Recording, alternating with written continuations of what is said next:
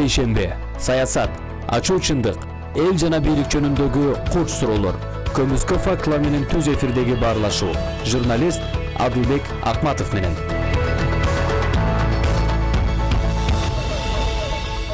Саламатсыздарбы, урматтуу телекөрүүчүлөр, адаттагыдай эле биз түз эфирдебиз. Сиздердин назарыңыздарда эмне үчүн автордук көрсөтүүсү. Бүгүнкү биздин темабыз Баткен шаарынын бүгүнү, эртеңки жана келечеги жөнүндө кеңири сөз кылмакчыбыз.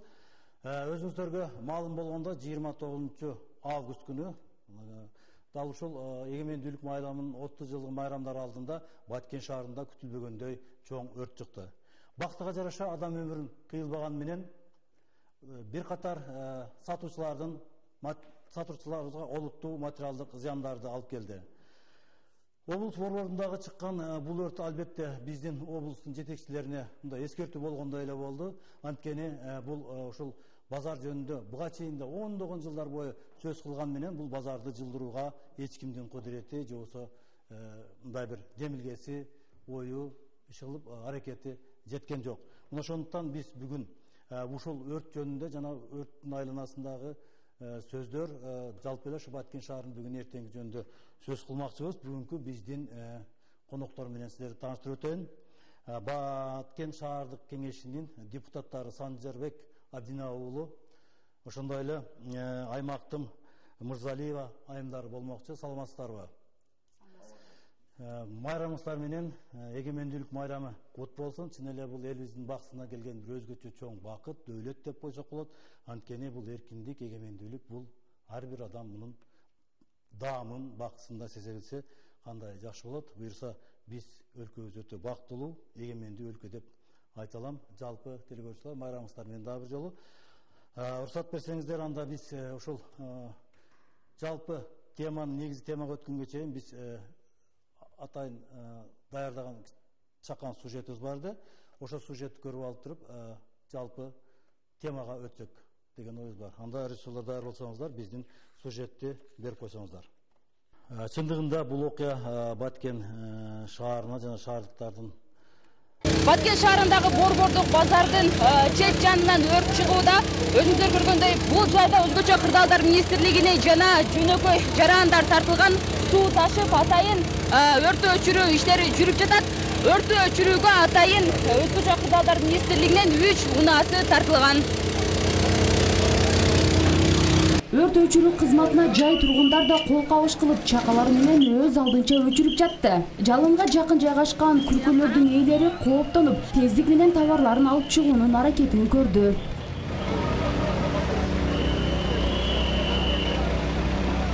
Элдердин баардык колунан келген эл жардам кылып атат, до сих пор кылып атат азырга чейин. Мен базарда иштейт элем, мен энди эле пожарныйдан мурун мен келдим. Мен келдим, пожарный келди. Эки пожарный катары менен келди, бирок токтободу да. Товарыңыз күйүп кеткен жокпу? Жок, мен базарда жүрүп иштеймин. Жок, менден мага жеткенде өчүрдүлөр. Мага жеткенде өчүрдүлөр. Жалып болуп келесиң да, конечно. Мындай өрт болгондо мен биринчи жолу көрдүм, мындайды биз көргөн эмеспиз да ошо. Анан техника бесипасыз жок да, мына электр немедечи магазиндердин ичинде. Ошонун аркасынан чыкты да, башка иш эмеде жок. Уже успеть эткенибизди алып чыктык, успеть этпегенибизди турат. Тилсиз жоо тууралуу УКМге 29 август күнү саат 20:52 чамасында Нургазиев көчөсүндөгү борбордук базарда дүкөндөн өрт чыкканы тууралуу маалымат түшкөн. Окуя болгон жерге бир нече өрт өчүрүү бригадасы жана атайын техникасы тартылган. Шаардык УКМдин унаалары жетишпей, чет жактагы айыл өкмөттөрдөн кошумча суу унаалары чакырылган.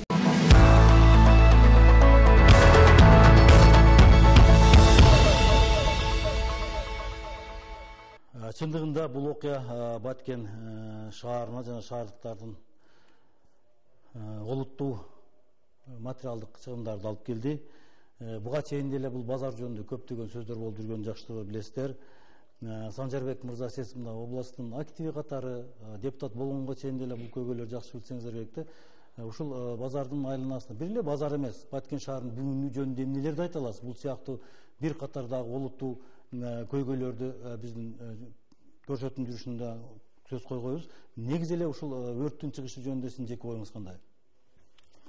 Негизи ал күнөөлүү, бул күнөөлүү деп айтуудан мурда бирдекени билишибиз керек. Эгер ошондой нерсе Кудайдын буйругунда бар болсо ал нерсе болот да. Эртеги кечки сенин дүкөнүңдөн болобу, менин дүкөнүмдөн болобу. Болгону биздин ошо базарда соода кылгандар дагы айрым эрежелерди сакташ керек. Балким бул эми тиешелүү бир талаптарга жооп бербегенден, айрым эрежелерди сактабагандан ушундай нерсе келип чыкты окшойт.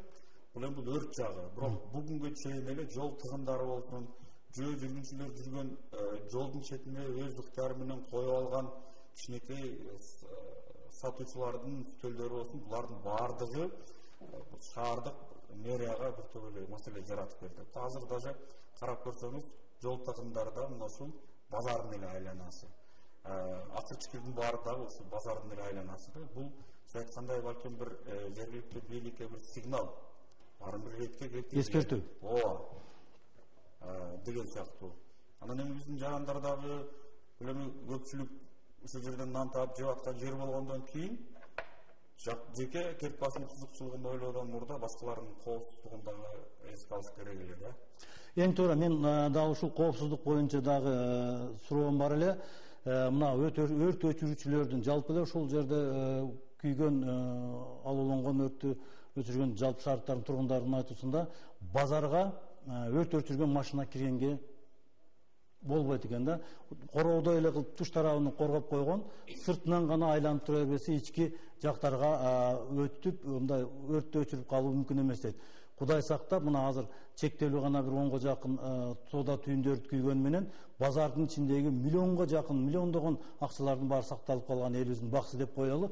Чынында эле бул базар жөнүндө бүгүн сөз эмес. Буга чейин 10 жылдардан бери айтылып келген тиги өрт өчүрүүчүлөрдүн айтууларына дегеле ушул тарап тейлегендердин айтканына караганда жыл сайын эскертүү берилет, бирок аны аткарган эч ким жок дейт.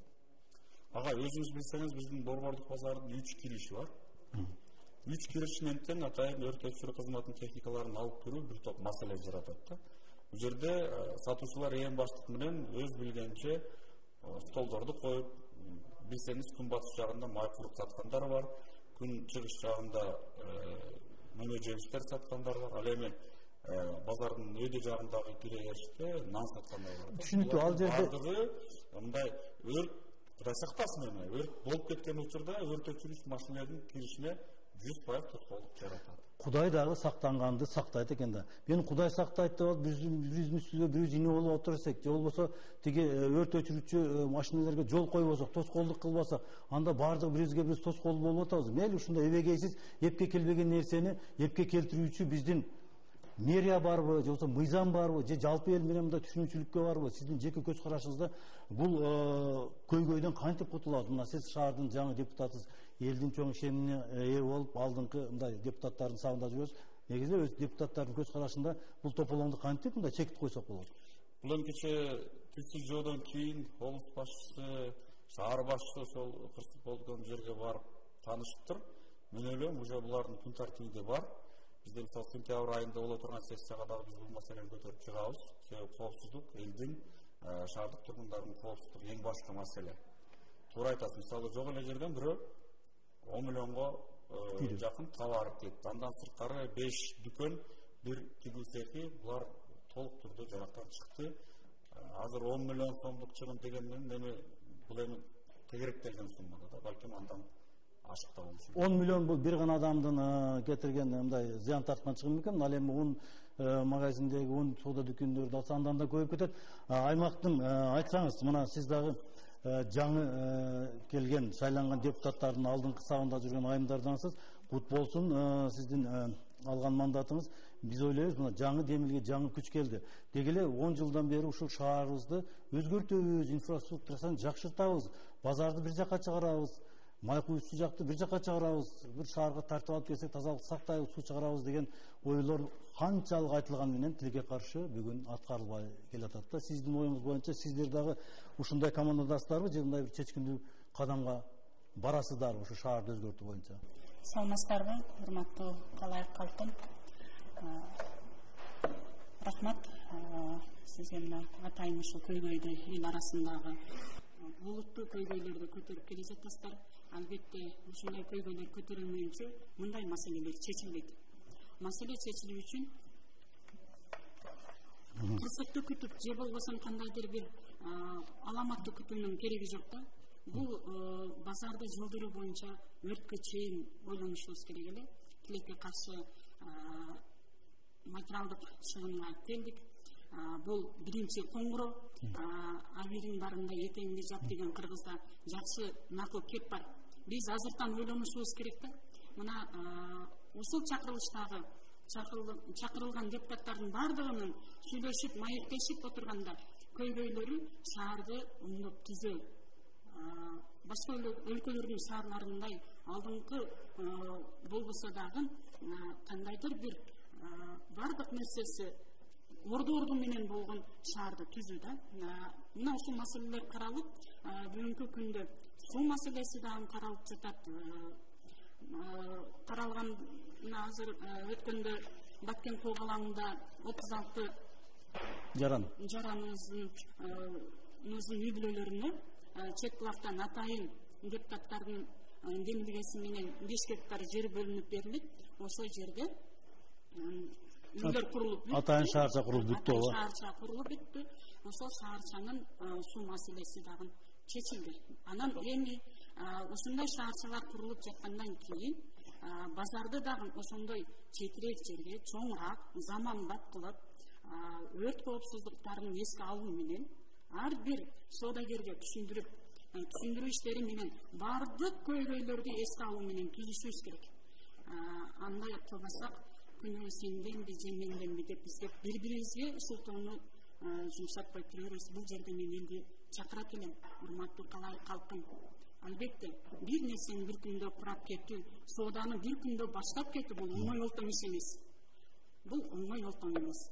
Ошондуктан сиздер дагы өзүңүздөр дагы колго алып, биримдикте Баткен шаарынын мэриясынын башкармалыгы менен бирге алдыга карап жылсак, базарды жылдырганда каршылыгыңыздарды көргөзбөсөңүздөр. Албетте бул базарды ким жылдырат, кантип жылдырат, бул албетте бул көйгөй маселе боюнча кала берет. Биз бүгүн бир эле ушул базардагы өрт боюнча эмес, башка дагы көп маселелер жөнүндө сөз кылгыбыз келип турат. Муну айтсаңыз, мына ошол эле базардын катарында май куюучу бекет турат. Бул деле мындай көмүлгөн мина сыяктуу болуп турат да. Кудай сактасын, кокусу бир өрт чыгып ошол жарылып кете турган болсо, анда Баткен шаарынын жарымы бир күндө мындай аябай көп трагедияга батып калышы мүмкүн да. Бул жөнүндө эле мен алган маалыматтарыма караганда акыркы 10 жылдан бери соттордун чечими чыкканына карабастан ошо жергиликтүү ишкерлер биз өз билгенин кылып азырга чейин жылбай келатат да. Мындан тышкары мына азыр мына сиздердин айткан базардан башталган тротуардагы кичинекей жол тротуардагы базарлар дээрелик азыр Разак көчөсү менен астыңкы мына областтык ооруканага чейин жетти да.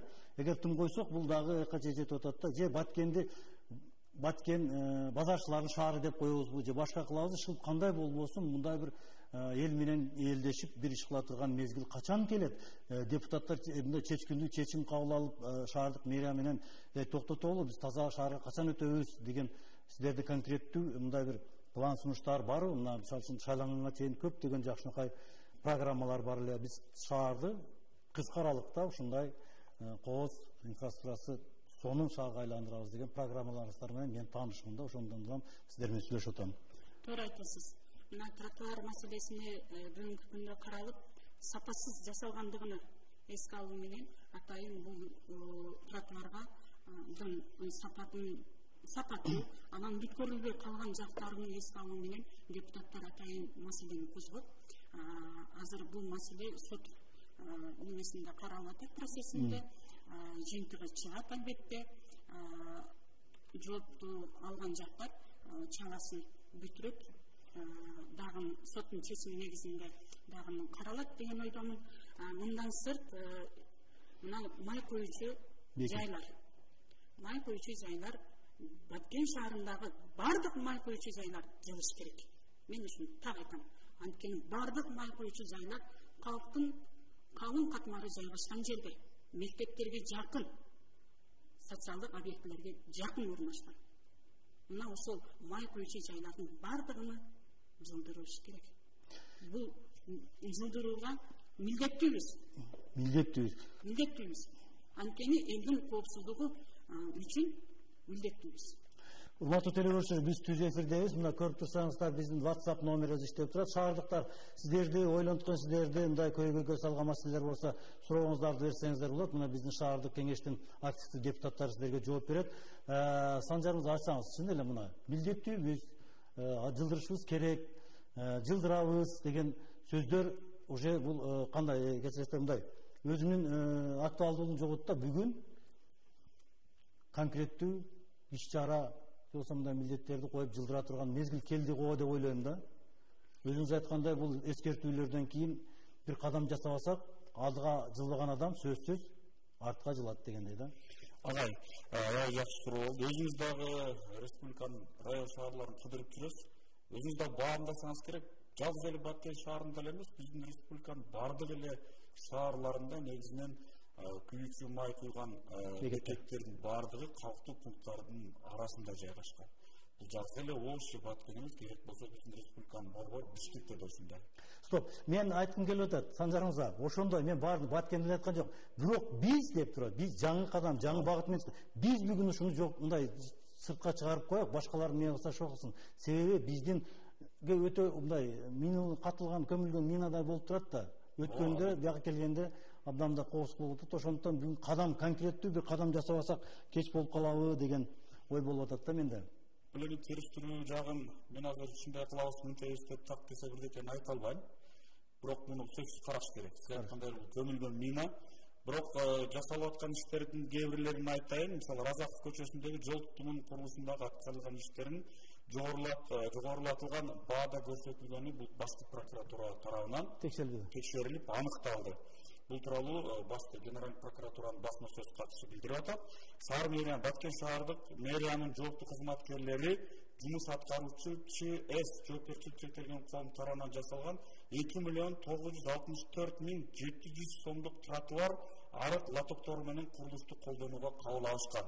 Бирок прокурордук текшерүүнүн жыйынтыгында жумуш аткаруучу локалдык сметада каралган 1.917.443 сомдук асфальттын тротуарга төшөлбөгөнү такталган деп айтып атат маалыматта. Бул чындык. Бул боюнча топтолгон маалыматтар Кыргыз Республикасынын жазык кодексинин 320 беренеси бул кызматтык абалынан кыйынаттык менен пайдалануу деген ошол кылмыштардын жана жооптардын бирликтүү реестрине катталып азыркы сотко чейинки өндүрүш жүрүп жатат. Биз билебиз. Чындыгында баягы ушул Баткен шаарынан кымтып алган анан өзүнүн көмөчүнө кылтырган коррупционерлерди сот өзүнүн сазайын берет деп ойлойбуз. Мындан башка дагы маселелер бар экенин жакшы билебиз. Бүгүн биз ал жөнүндө эмес, бүгүн биз ошолорду кантип четтетүү жөнүндө сөз кылсак жакшы болот да. Бүгүнкү күндө базарды жылдыруу жөнүндө дегеле кеңешиңиздерде, мэрияда кандайдыр бир сөздөр болуп жатабы? Жылабы негизи бул базар? Мэрияда бул боюнча азыр август айында сессия болгон жок, анан көпчүлүк депутаттар эс алуу болгон үчүн комитеттер бул боюнча иш алып баргандыгы жөнүндө менде маалыматым жок. Менин комитетимде маселе болгон жок. Тийиштүү комитеттерде болду. Мен бул боюнча азыр сизге мындай же тигиндей болду деп айта албайм. Аймактым, сиздин оюңуз боюнча бул базардык жылдыруу жөнүндөгү ой кыял качан ишке ашат? Вакыт керек. Вакыт керек. Вакыт керек. Албетте. Анан мына анткени адамдын тагдыры, жарандарыбыздын тагдыры бир тал ширеңкеде турат да. Өтө кооптуу. Өтө кооптуу. Вакыт керек деп тагын созуунун кажети жок. Калк менен биргеликте кандайдыр бир чечимге келишибиз керек. Себеби бүгүнкү күндүн талабы ушундай болуп атат.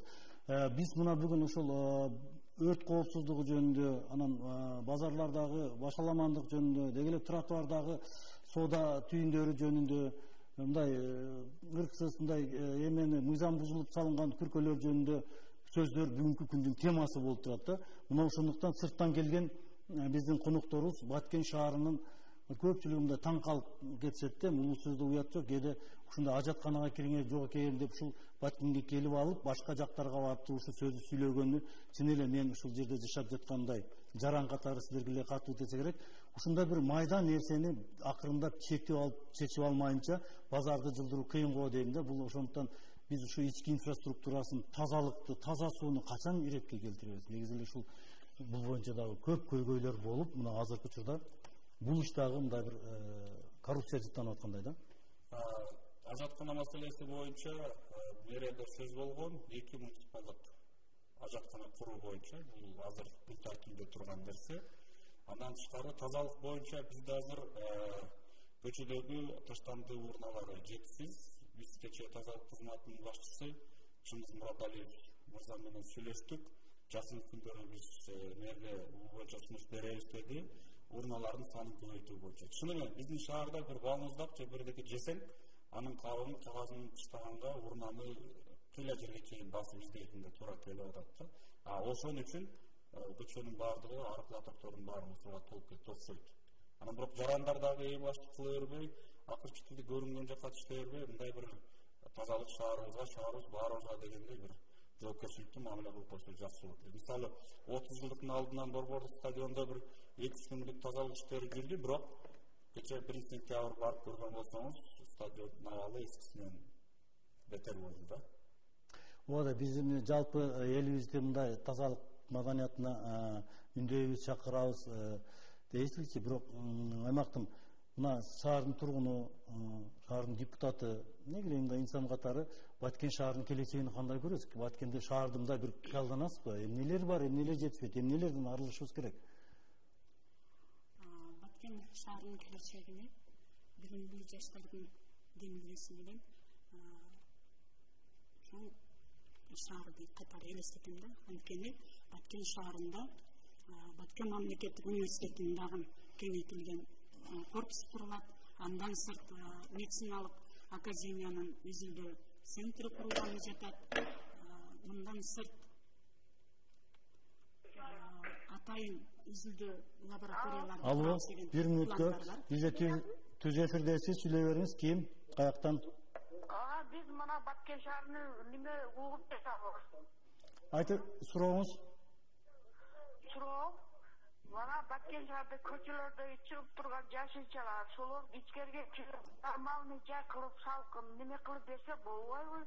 Машиналар тыгылып, урулуп, мына көчөдө 2 жагы тең болуп кеткен. Шуну нормальный кылып, бир навес кылып, берненде жашынчаларга неме кылса болобу?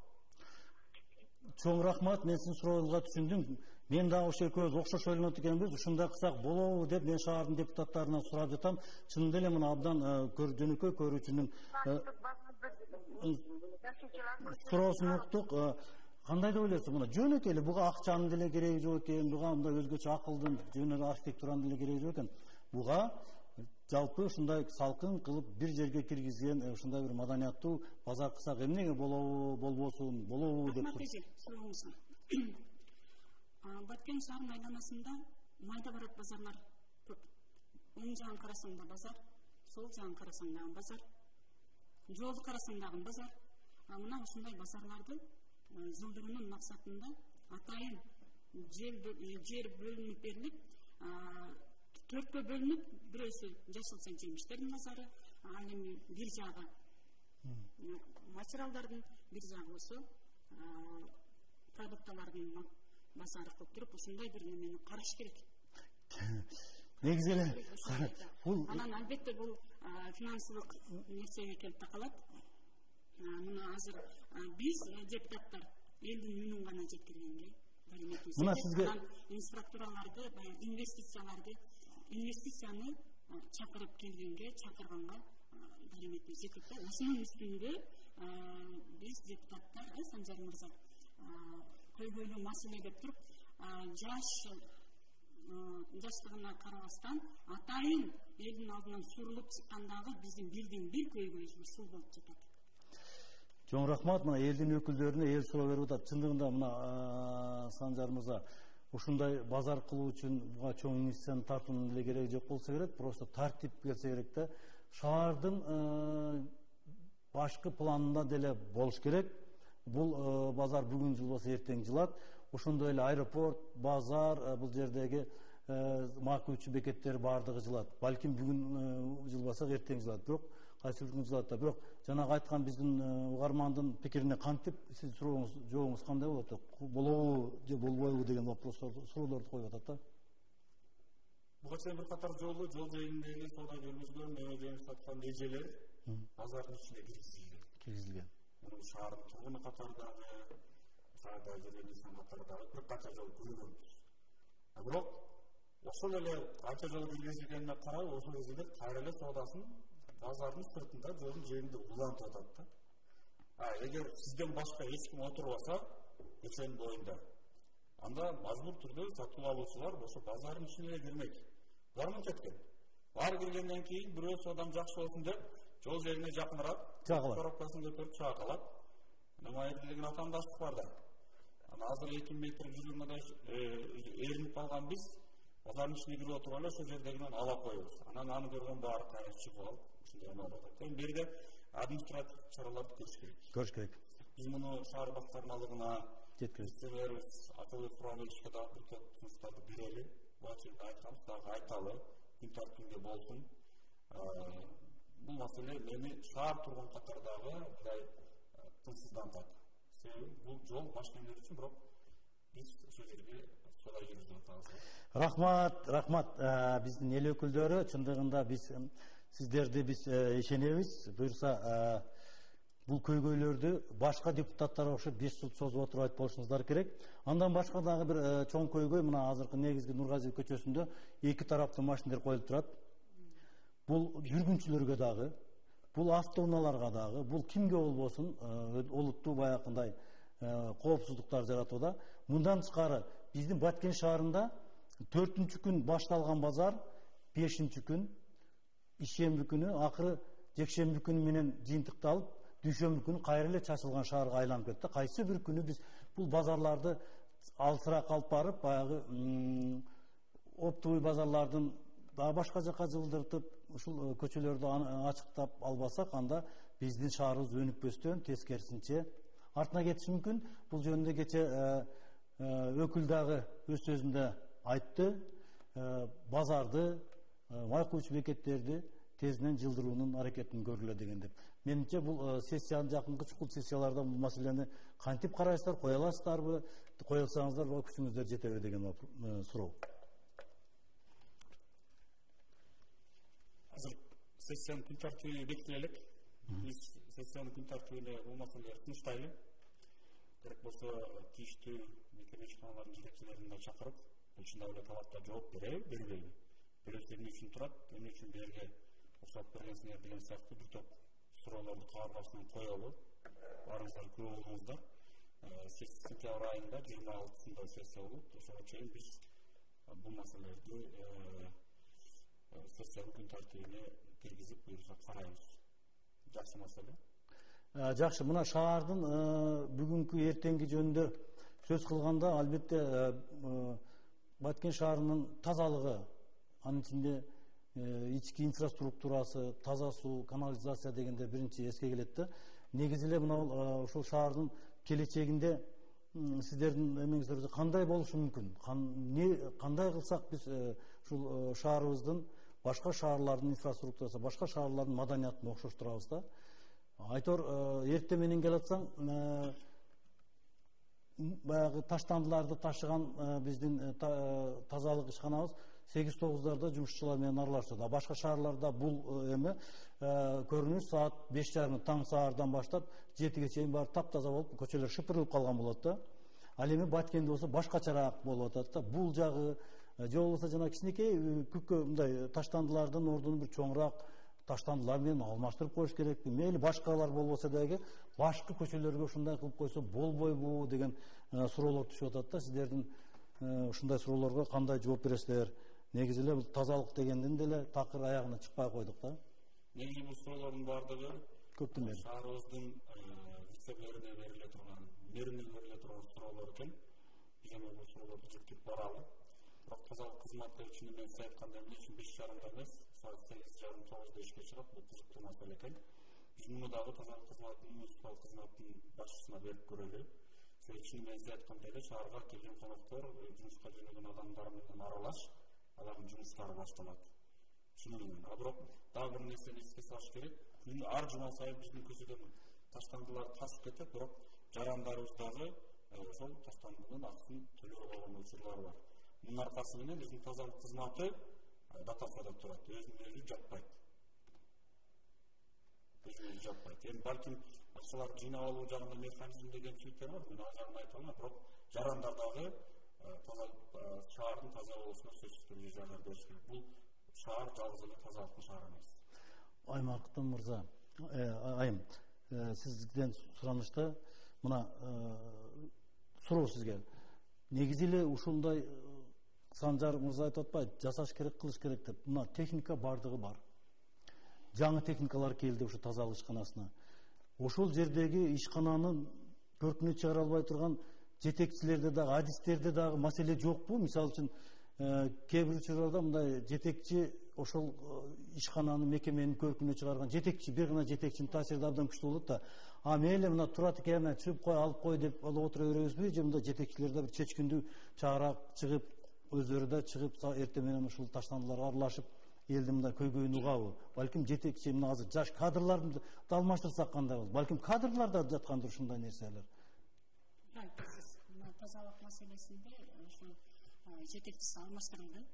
Чыңгыз деген мырза болду. Бүгүнкү күндө алмашканы менен дагы эле сиз айткандай Чыңгыз буга чейин дагы тазалыкты жетектеген эмес беле? Менимче мен бул тазалыкты мен билем бир айланып эле кайра эле ушул бир 5-6 киши айланып эле куруп болуп жүрөбүз да. Ошонун болуш керек. Бул бир-эки көйгөйлөрдү айтып чыкты өткөндө. Коомдук уктуруулар дагы атайын маселесин айтты. Ал жөнүндө мэрия иштеп атат. Андан сырт мен дагы ушул сунушту берет элем. Күн ичинде тазалаш керек. Күн ичинде тазалоо үчүн жарыктарды жарыктандырыш керек шаарда. Жарыктарды койсок, ошондо таңкы 4-5те биздин тазалык кызматкерлерибиз тазалап чыгып кетет. Кичинекей шаарыбыз бул 2 сааттын жетпеген учурда таптаза жакшынакай шаарга айланыш керек да. Биз бардыгыбыз тазалыкты каалайбыз, биз бардыгыбыз жакшы. Өнүгүүнү тазалыкты эң биринчи ар бир жаган өзүбүздөн баштайлычы. Өзүбүздөн баштайлы. Шаардын тургуну катары, жергиликтүү кеңештин депутаты катары эмес, шаардын тургуну катары айтам. Өзүбүздөн баштайлы. Эртең менен турган адамга Аллахтын мырзасы берет экен. Өзүн агын эртең менен деп шекирайын, судан чечейин. Рахмат, бул ооба. Киши алса дагы кол кылган болот эле. Анан булар дагы эртелеп турганга ойгонуп калат эле да. Аймактым айым, чындыгында бул өтө жакшы үгүт болду. Бардыңыздарды чакырып кетем тазалыкка, бирок негедир көптөн бери айтканыбыз менен бул сөз эле ойдон калып калат да. Башка шаарларда жаштар жалпы чакалып, аксакалдар баш боло калып, жалпы эч кимге айтпай эле өздөрүн тазалап, анан бир улуусуну кичүүсүнү улуусу эстеп, ушундай бир жакшы ынтымак менен иш болуп аткан нерсени мен негедир бул жерден көрбөй жатам да. Ушул кылыш керек, бул кылыш керек деген менен жалпы коомчулук ушул тазалык жөнүндө жакшы бир идеялар айтылган менен иш жүзүндө көрүнбөй жатканына көп болуп турабыз да. Айталы, мисалы үчүн кайсы шаарга барбаңыз, жакшынакай гүлдөр өсүп турат үйлөрдүн алдында. Жоксо суу сээп койсо болот. Бизде ушундай бир администрациялардын алдындагы эле өсүрүлгөн гүлдөрдү көрбөсөк, башка жерлерде мындай бир ишканаларыбызда эле мындай чыгып баратып, кайтып келип ушу шаарды шаркылайык деген ойлору жок болот. Ошондуктан жалпы коомчулукту мен депутатыбыздын чакырыгына кошулуп айтып кетер элем. Жалпы ушу шаардын тазалыгы үчүн баарыбыз бирдей күйлөсөк, шаарыбыз таза болбойт.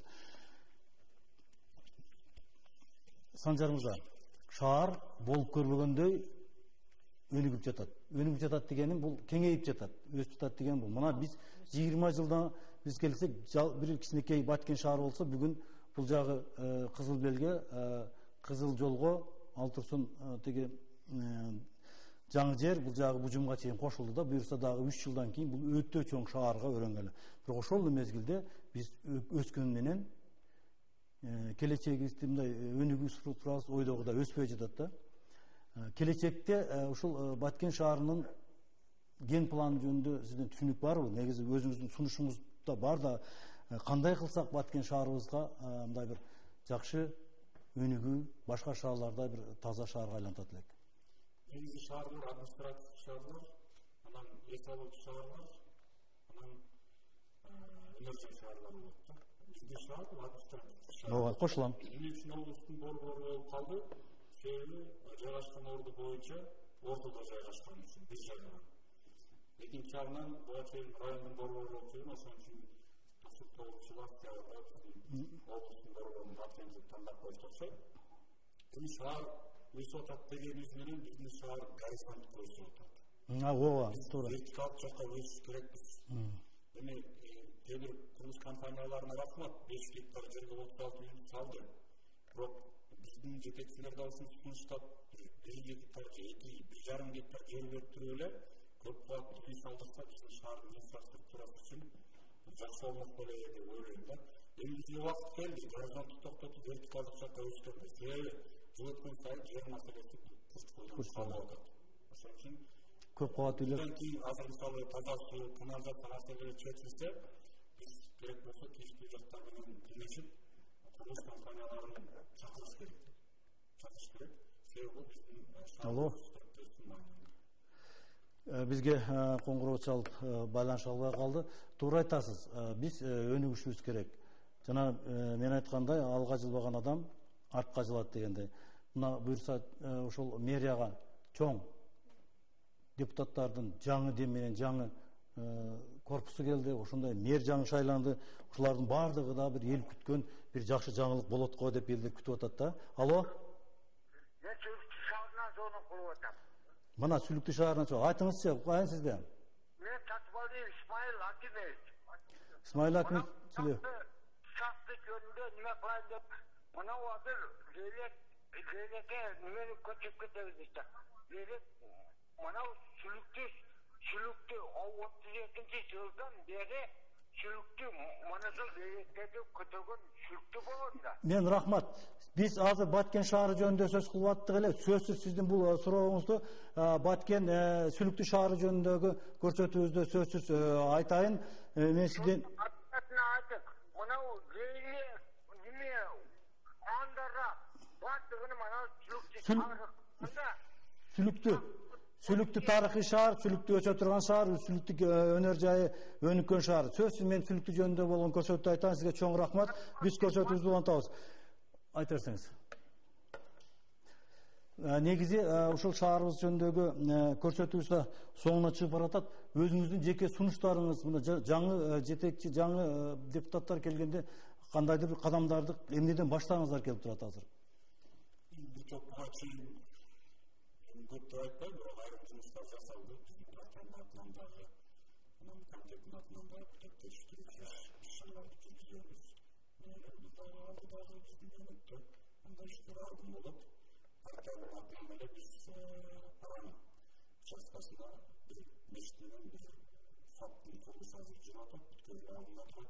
Андан тышкары Жанан Тукум участкасында бир машина автоунаалар үчүн көпүрөк курулду.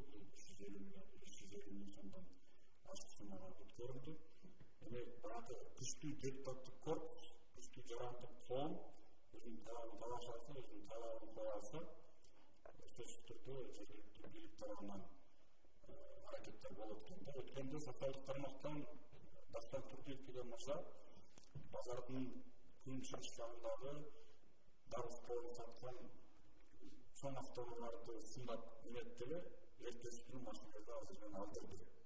Ошон үчүн талап койгонду, талабыбызды талашканды токтотпошубуз керек. Чоң рахмат. Биздин берүүбүз соңуна чыгып баратат. Аймактым айым, сиздин дагы кыска, сизге дагы эркин микрофон, 30 секунд. Эмне кылсак ушул шаарыбызды алга жылдырабыз же жалпы кайрылууңуз барбы дегиле өзүңүздүн пикириңиз. Шаарды өнүктүрүү боюнча. Шаарды өнүктүрүү боюнча эң биринчи биз билим берүү тармагыбызга ар бир окуучуну тартипке чакырышыбыз керек. Андан кийин ар бир ишкана жетекчилери каласында иштеген ишкерлерди тартипке чакырыш керек. Андан кийин ушундай эң көптөп иштен баштап, кичинекейибизден баштап, бөлөктерибизден баштап, чоң жарандарыбызга чейин тартипти сактоону чакыртып. Урматтуу телекөрүүчүлөр, биз бүгүн түз эфирде болдук. Бүгүнкү биздин темабыз Баткен шаарынын бүгүнү, эртеңи жана келечеги жөнүндө болду. Эмне үчүн шаарыбыздын инфраструктурасы өнүкпөй жатат, эмне үчүн шаарда көйгөйлөр көп болду деген суроо менен биз жергиликтүү кеңештин, шаардык кеңештин депутаттарына кайрылдык. Ошончо суроолорду көзгө жообубузду алдык. Чындыгында Баткен шаары биздин областтын борбору болгондуктан баардыгыбыз бул шаардын тазалыгы, келечеги жана эртең үчүн күрөшүбүз керек. Шаарыбызга тынчтык болсун, дайыма тазалык болсун, кечегидей кокустан болчу окуялардан тыш бололу. Саламатта калыңыздар, ар дайым биз менен болуңуздар.